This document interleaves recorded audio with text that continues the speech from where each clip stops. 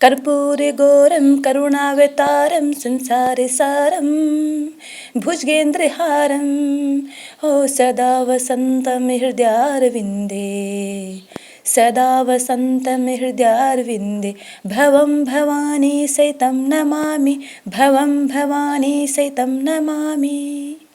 श्री शिवाय नमस्तुभ्यं। प्यारे भक्तों, आपको मेरा प्यार भरा राधे राधे। आज वैशाख मास का प्रथम सोमवार है।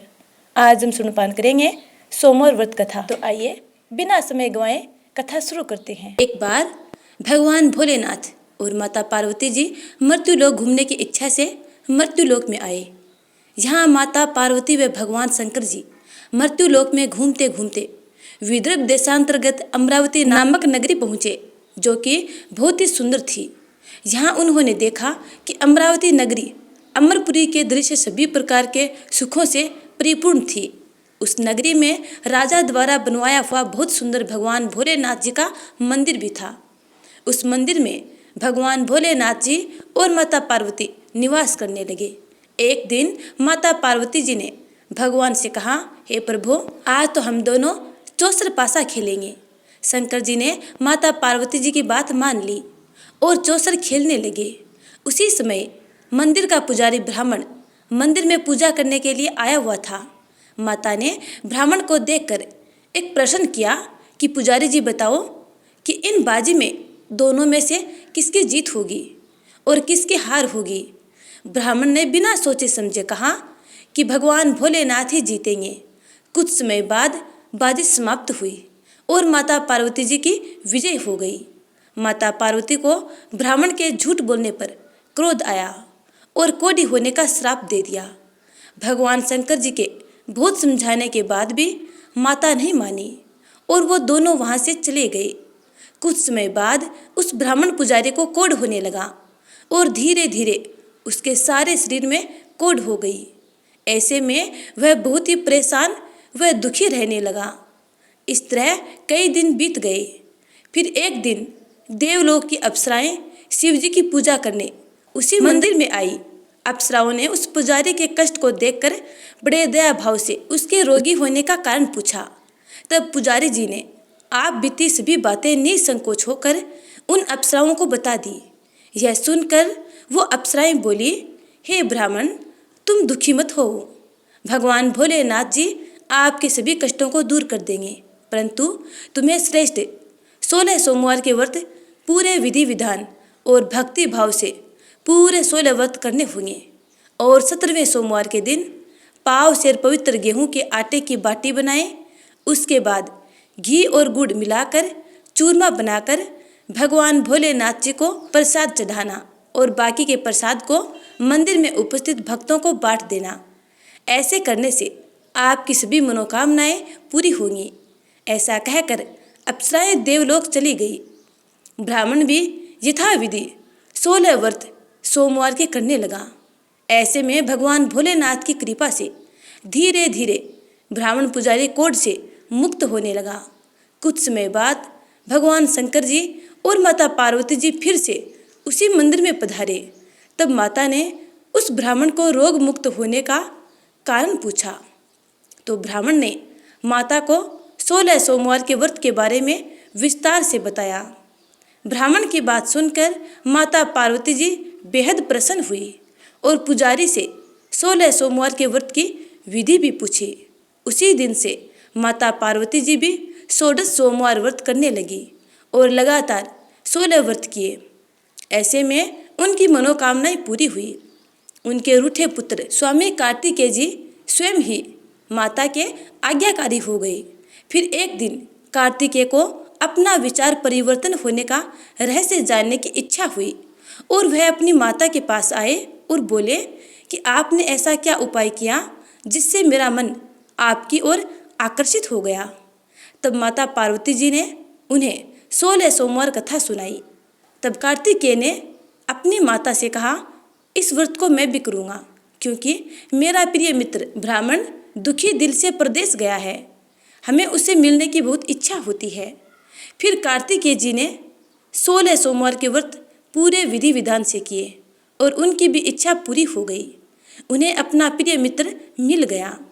तब उसके मित्र ने इस आकस्मिक मिलन का भेद कार्तिकेय जी से पूछा तो वे बोले, हे मित्र, हमने तुम्हारे मिलने की इच्छा से 16 सोमवार के व्रत किए थे। अब तो उस ब्राह्मण मित्र को अपने विवाह की बड़ी इच्छा हुई और वह भी 16 सोमवार व्रत पूरे विधि विधान से करने लगा। एक दिन वह किसी काम से विदेश गया और वहाँ के राजा ने अपनी पुत्री का स्वयंवर रखा था। उस राजा ने राजकुमारी के विवाह के लिए यह शर्त रखी थी कि जिस राजकुमार के गले में सब प्रकार से श्रृंगारित यह हथीनी माला डालेगी, मैं उसी के साथ अपनी बेटी का विवाह करूँगा। भगवान शिव जी की कृपा से ब्राह्मण भी उस स्वयंवर को देखने के लिए एक ओर बैठा हुआ था। उसी समय हथीनी वहाँ पर आई और उस ब्राह्मण के गले में जयमाला डाल दी। इस तरह राजा की प्रतिज्ञा के अनुसार बड़ी धूमधाम के साथ अपनी पुत्री का विवाह उस ब्राह्मण के साथ पूरे विधि विधान से कर दिया और उसे बहुत सारा धन देकर ससम्मान संतुष्ट किया और वो दोनों सुखपूर्वक जीवन व्यतीत करने लगे। एक दिन उस राजकुमारी ने अपने पति से पूछा कि हे प्राणनाथ, आपने ऐसा कौन सा पुण्य किया है जो हथिनी ने सभी राजकुमारों को छोड़कर आपके गले में जयमाला डाल दी। तब ब्राह्मण बोला, हे प्राण प्रिय, मैंने अपने मित्र कार्तिकेय जी के कथनानुसार 16 सोमवार का व्रत किया था, जिसके प्रभाव से मुझे तुम जैसी रूपवान पत्नी मिली है। इस व्रत की महिमा सुनकर राजकन्या को बड़ा आश्चर्य हुआ और वह भी पुत्र कामना के लिए 16 सोमवार व्रत करने लगी और भगवान भोलेनाथ से पुत्र कामना की प्राप्ति करने लगी। शिव जी की कृपा से कुछ समय बाद उसके गर्भ से एक अति सुंदर सुशील धर्मात्मा और विद्वान पुत्र उत्पन्न हुआ। वह ब्राह्मण और उसकी पत्नी दोनों उस पुत्र को पाकर बहुत ही प्रसन्न हुए और उसका लालन पालन भली प्रकार से करने लगे। जब वह लड़का बड़ा हुआ और समझदार हुआ तो एक दिन अपनी माता से प्रश्न किया कि माता, आपने ऐसा कौन सा पुण्य किया जो आपको मेरे जैसा पुत्र प्राप्त हुआ।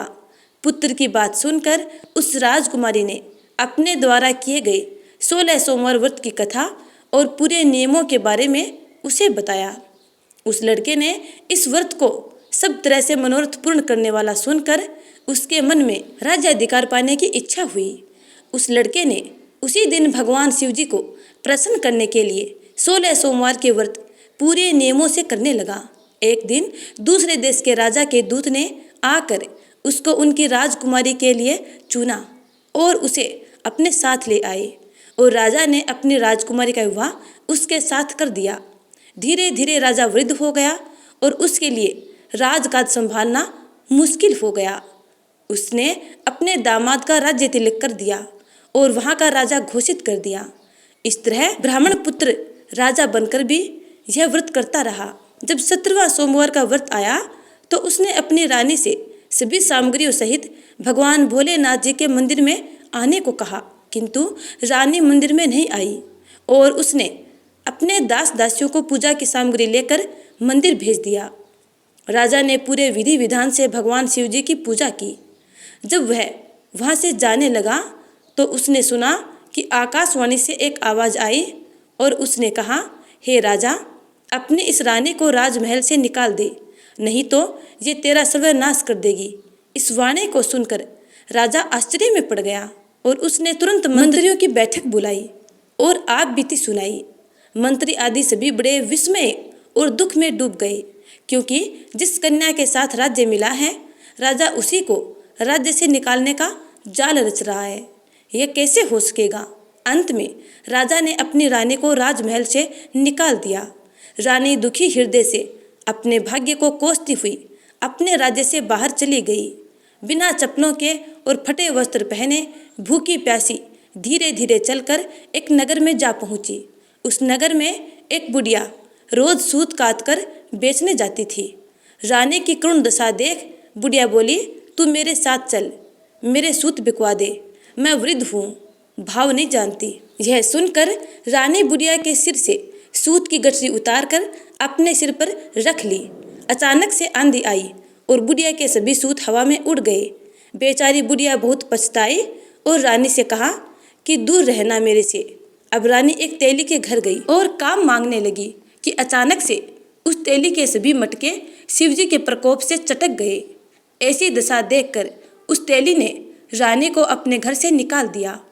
इस प्रकार रानी अत्यंत दुख पाती हुई एक नदी के तट पर गई तो देखा कि नदी अचानक सूख गई। उसके बाद रानी एक वन में गई। वहां जाकर उसने एक सरोवर देखा और वह पानी पीने के लिए सरोवर की सीढ़ी उतरी और पानी पीने के लिए जैसे ही अपने हाथों को आगे बढ़ाया तो देखा कि सरोवर का पानी नील कमल के सदृश जल असंख्य कीड़ों में गंदा हो गया, यानी उस जल में कीड़े ही कीड़े पनपते दिखाई दिए। रानी ने अपने भाग्य का दोषारोपण करते हुए उस सरोवर का जल पीकर अपनी प्यास बुझाई। आराम करने के लिए एक पेड़ की शीतल छाया में विश्राम करने के लिए लेटी तो देखा उस पेड़ की सभी पत्तियां झड़ गई। ऐसे में रानी जिस पेड़ के नीचे जाती उसी पेड़ की पत्तियां अपने आप झड़ जाती। वन, सरोवर और पेड़ों की ऐसी दशा देखकर गाय चराते हुए ग्वालों ने अपने गुसाई यानी स्वामी जी से सभी बातें बता दी। गुसाई जी के आदेशानुसार ग्वाले रानी को पकड़कर गुसाई जी के पास ले आए। रानी की मुख कांति और शरीर शोभा देखकर गुसाई जी जान गए कि यह कोई विधि की गति की मारी कुलीन अबला है। ऐसा सोचकर गुसाई जी ने रानी से कहा कि हे पुत्री, मैं तुमको पुत्री समान रखूंगा। तुम मेरे आश्रम में ही रहो और मैं तुम्हें किसी प्रकार का कष्ट नहीं होने दूंगा। गुसाई जी से ऐसे वचन सुनकर रानी को थोड़ी धीरज मिली और वह आश्रम में ही निवास करने लगी। आश्रम में रानी खाना बनाती तो उसके खाने में कीड़े पड़ जाते और जब वह पानी भरने जाती तो उसमें भी कीड़े कीड़े हो जाते। अब तो गुसाई जी भी बड़े दुखी हो गए और रानी से बोले कि बेटी, तेरे पर कौन से देवता का कोप है जिससे तेरी ऐसी दशा है। गुसाई जी की बात सुनकर रानी ने अपने पति के साथ भगवान शिव जी की पूजा नहीं करने की पूरी कथा सुनाई। रानी की बात सुनकर गुसाई जी ने उसे इस कोप से मुक्त होने के लिए 16 सोमवार व्रत की कथा पूरे विधि विधान से करने को कहा। गुसाई जी की बात सुनकर वह प्रत्येक सोमवार का व्रत पूरे नियमों से करने लगी। जब रानी के पूरे 16 सोमवार के व्रत हो गए और जब उसने 17वें सोमवार का व्रत किया और रोज की तरह भगवान भोलेनाथ जी की पूजा कर रही थी तो भगवान शिव जी के प्रभाव से राजा के मन में अपनी रानी का विचार उत्पन्न हुआ और सोचा कि मेरी रानी को गए हुए बहुत समय बीत गया है, न जाने कहाँ कहाँ भटकती होगी, मुझे उसे ढूंढना चाहिए। राजा ने यह सोचकर अपनी रानी की तलाश में चारों दिशाओं में अपने सैनिकों को भेजा। सैनिक अपनी रानी को ढूंढते हुए गुसाई जी के आश्रम में आ पहुंचे। सैनिक अपनी रानी को वहां पाकर पुजारी जी से अपनी रानी को साथ भेजने के लिए कहा, किंतु गुसाई जी ने मना कर दिया और सैनिक चुपचाप लौट गए। राजा को सभी बातें बताई। तब राजा स्वयं रानी को लेने गुसाई जी के आश्रम पर आए और पुजारी जी से प्रार्थना करते हुए बोले, महाराज, जो देवी आपके आश्रम में रहती हैं वो मेरी पत्नी है। शिव जी के कोप से मैंने इसका त्याग कर दिया था। अब इस पर से भगवान शिव जी का कोप शांत हो गया है, इसलिए मैं इसे लेने के लिए आया हूँ। आपकी आज्ञा हो तो मैं इसे ले जा सकता हूँ। गुसाई जी ने राजा के वचनों को सत्य समझकर रानी को राजा के साथ जाने की आज्ञा दे दी। गुसाई जी की आज्ञा पाकर रानी अपने पति के साथ अपने राज्य के लिए चल दी।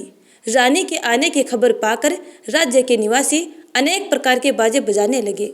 नगर के दरवाजे पर तोरण बंधनवारों से विविध विधि से नगर को सजाया। नगर में घर घर में मंगल गान होने लगे। पंडितों ने विविध वेद मंत्रों का उच्चारण करके अपनी रानी का स्वागत किया। इस प्रकार रानी ने अपनी राजधानी में पुनः प्रवेश किया। राजा ने अपनी रानी के आने की खुशी में ब्राह्मणों को अनेक प्रकार के दान आदि देकर संतुष्ट किया। याचकों को धन धान्य दिया और पूरी नगरी में जगह जगह सदा व्रत खुलवाए, जहाँ भूखों और गरीबों को खाने को मिला। इस प्रकार राजा रानी भगवान भोलेनाथ जी की कृपा से सभी प्रकार के सुख भोगते हुए और 16 सोमवार व्रत की कथा करते रहे। अंत में अनेक प्रकार के सुख भोगते हुए शिवपुरी को प्राप्त हुए। इसी कारण कहते हैं कि जो भी मनुष्य भगवान भोलेनाथ जी की भक्ति मन वचन कर्म द्वारा 16 सोमवार के व्रत पूरे विधि विधान से करेगा, वह इस मृत्यु लोक से समस्त सुख को भोग कर अंत में भगवान के चरणों में शिवपुरी को प्राप्त होगा और इस व्रत के करने से सभी मंगल कामनाएं पूरी होती हैं। अब सुनते हैं दूसरी कथा। किसी नगर में एक धनी व्यापारी रहता था। दूर दूर तक उसका व्यापार फैला हुआ था। नगर के सभी लोग उस व्यापारी का सम्मान किया करते थे। इतना सब कुछ संपन्न होने के बाद भी वह व्यापारी बहुत दुखी था, क्योंकि उसका कोई पुत्र नहीं था, जिस कारण अपने मृत्यु के पश्चात व्यापार के उत्तराधिकारी की चिंता उसे हमेशा सताती रहती थी। पुत्र प्राप्ति की इच्छा से व्यापारी प्रत्येक सोमवार भगवान शिव की व्रत पूजा किया करता था और शाम के समय शिव मंदिर में जाकर शिव जी के सामने घी का दीपक जलाया करता था। उसकी भक्ति देखकर माँ पार्वती प्रसन्न हो गई और भगवान शिव से उस व्यापारी की मनोकामना पूर्ण करने का निवेदन किया। भगवान शिव बोले, इस संसार में सबको उसके कर्म के अनुसार फल की प्राप्ति होती है। जो व्यक्ति जैसा कर्म करता है उन्हें वैसा ही फल प्राप्त होता है। शिवजी द्वारा समझाने के बावजूद माँ पार्वती नहीं मानी और उस व्यापारी की मनोकामना पूर्ण करने हेतु वे शिवजी से बार बार अनुरोध करती रही। अंततः माता के आग्रह को देखकर भगवान भोलेनाथ को उस व्यापारी को पुत्र प्राप्ति का वरदान देना ही पड़ा। वरदान देने के पश्चात भोलेनाथ माँ पार्वती से बोले, आपके आग्रह पर मैंने पुत्र प्राप्ति का वरदान तो दे दिया, परंतु उसका यह पुत्र 16 वर्ष से अधिक समय तक जीवित नहीं रहेगा। उसी रात भगवान शिव उस व्यापारी के सौपन में आए और उसे पुत्र प्राप्ति का वरदान दिया और उसके पुत्र के 16 वर्ष तक जीवित रहने की बात भी बताई। भगवान के वरदान से व्यापारी को खुशी तो हुई, लेकिन पुत्र की अल्पायु की चिंता ने उस खुशी को नष्ट कर दिया। व्यापारी पहले की तरह सोमवार के दिन भगवान शिव का विधिवत व्रत करता रहा। कुछ महीनों के बाद उसके घर एक अति सुंदर बालक ने जन्म लिया और घर में खुशियाँ खुशियाँ भर गई। बहुत धूमधाम से पुत्र जन्म का समारोह मनाया गया, परंतु व्यापारी को पुत्र जन्म की अधिक खुशी नहीं हुई, क्योंकि उसे पुत्र की अल्पायु के रहस्य का पता था। जब पुत्र 12 वर्ष का हुआ तो व्यापारी ने उसे मामा के साथ पढ़ने के लिए वाराणसी भेज दिया। लड़का अपने मामा के साथ शिक्षा प्राप्ति हेतु चल दिया। रास्ते में जहाँ भी मामा भांजे विश्राम हेतु रुकते वहीं यज्ञ करते और ब्राह्मणों को भोजन करवाते। लंबी यात्रा के बाद मामा भांजे एक नगर में पहुँचे। उस दिन नगर के राजा की कन्या का विवाह था, जिस कारण पूरे नगर को सजाया गया था। निश्चित समय पर बारात आ गई, लेकिन वर का पिता अपने बेटे के एक आंख से काने होने के कारण बहुत चिंतित था। उसे भय था कि इस बात का पता चलने पर कहीं राजा विवाह से इनकार न कर दे, इससे उसकी बदनामी भी होगी। जब वर के पिता ने व्यापारी के पुत्र को देखा तो उसके मस्तिष्क में एक विचार आया। उसने सोचा, क्यों न इस लड़के को दूल्हा बनाकर राजकुमारी से विवाह करा दूं। विवाह के बाद इसको धन देकर विदा कर दूंगा और राजकुमारी को अपने नगर ले जाऊंगा। वर के पिता ने लड़के के मामा से इस संबंध में बात की। मामा ने धन मिलने के लालच में वर के पिता की बात स्वीकार कर ली। लड़के को दूल्हे के वस्त्र पहनाकर राजकुमारी के साथ विवाह कर दिया गया। शादी के बाद जब लड़का राजकुमारी के साथ लौट रहा था तो वह सच छिपा न सका और उसने राजकुमारी की ओढ़नी पर लिख दिया, राजकुमारी, तुम्हारा विवाह मेरे साथ हुआ था। मैं तो वाराणसी पढ़ने के लिए जा रहा हूँ और अब तुम्हें जिस नवयुवक की पत्नी बनना पड़ेगा वह एक आंख से काना है। जब राजकुमारी ने अपनी ओढ़नी पर लिखा हुआ पढ़ा तो उसने काने लड़के के साथ जाने से इनकार कर दिया। राजा को जब ये सब बातें पता लगी तो उसने राजकुमारी को महल में ही रख लिया। उधर लड़का अपने मामा के साथ वाराणसी पहुंच गया और गुरुकुल में पढ़ना शुरू कर दिया। जब उसकी आयु 16 वर्ष की हुई तो उसने यज्ञ किया। यज्ञ की समाप्ति पर ब्राह्मणों को भोजन कराया और खूब अन्न वस्त्र दान दिए। रात को वह अपने शयन कक्ष में सो गया। शिव के वरदान के अनुसार शयन अवस्था में ही उसके प्राण पखेरु उड़ गए। सूर्योदय पर मामा मृत भांजे को देखकर रोने पीटने लगा।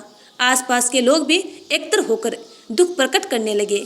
लड़के के मामा के रोने विलाप करने के स्वर समीप से गुजरते हुए भगवान शिव और माता पार्वती ने भी सुने। माता पार्वती ने भगवान शिव से कहा, प्राणनाथ, मुझे इसके रोने के स्वर सहन नहीं हो रहे हैं। आप इस व्यक्ति के कष्ट को अवश्य दूर करें। भगवान शिव ने माता पार्वती के साथ अदृश्य रूप से समीप जाकर देखा तो भोलेनाथ ने माता पार्वती से कहा, यह तो उसी व्यापारी का पुत्र है जिसे मैंने 16 वर्ष की आयु का वरदान दिया था। इसकी आयु पूरी हो गई है। माँ पार्वती ने फिर भगवान शिव से निवेदन कर उस बालक को जीवन दान देने का आग्रह किया। माता पार्वती के आग्रह पर भगवान शिव ने उस लड़के को पुनः जीवित होने का वरदान दिया और कुछ ही पल में वह जीवित होकर उठ बैठा और मामा भांजे ने भगवान भोलेनाथ और माँ पार्वती का धन्यवाद किया। शिक्षा समाप्त करके लड़का मामा के साथ अपने नगर की ओर चल दिया। दोनों चलते हुए उसी नगर में पहुँचे जहाँ उसका विवाह हुआ था। उस नगर में भी यज्ञ का आयोजन किया। समीप से गुजरते हुए नगर के राजा ने यज्ञ का आयोजन देखा और उसने तुरंत ही लड़के और उसके मामा को पहचान लिया। यज्ञ की समाप्ति पर राजा मामा और लड़के को महल में ले गया और कुछ दिन उन्हें महल में रखकर बहुत सा धन वस्त्र आदि देकर राजकुमारी के साथ उन्हें विदा कर दिया। इधर भूखे प्यासे रहकर व्यापारी और उसकी पत्नी बेटे की प्रतीक्षा कर रहे थे। उन्होंने प्रतिज्ञा कर रखी थी कि यदि उन्हें अपने बेटे की मृत्यु का समाचार मिला तो दोनों प्राण त्याग देंगे, परंतु जैसे ही उन्होंने बेटे के जीवित वापस लौटने का समाचार सुना तो वे बेहद प्रसन्न हुए। उनकी खुशी का ठिकाना न रहा और वे दोनों मित्रों के साथ अपने पुत्र के स्वागत के लिए नगर के द्वार पर पहुंचे। अपने बेटे के विवाह का समाचार सुनकर पुत्र वधू राजकुमारी को देखकर उनकी खुशी का ठिकाना न रहा। उसी रात भगवान शिव ने व्यापारी के सौपन में आकर कहा, हे श्रेष्ठी, मैंने तेरे सोमवार के व्रत करने और व्रत कथा सुनने से प्रसन्न होकर तेरे पुत्र को लंबी आयु प्रदान की है। पुत्र की लंबी आयु जानकर व्यापारी बेहद प्रसन्न हुआ। शिव भक्त होने तथा सोमवार का व्रत करने से व्यापारी की सभी मनोकामनाएं पूर्ण हुई। इसी प्रकार जो भक्त सोमवार का विधिवत व्रत करते हैं और व्रत कथा श्रवण पान करते हैं उनकी मंगल कामनाएं पूर्ण होती है। तो प्रेम से बोलिए उमापति भोले शंकर की जय।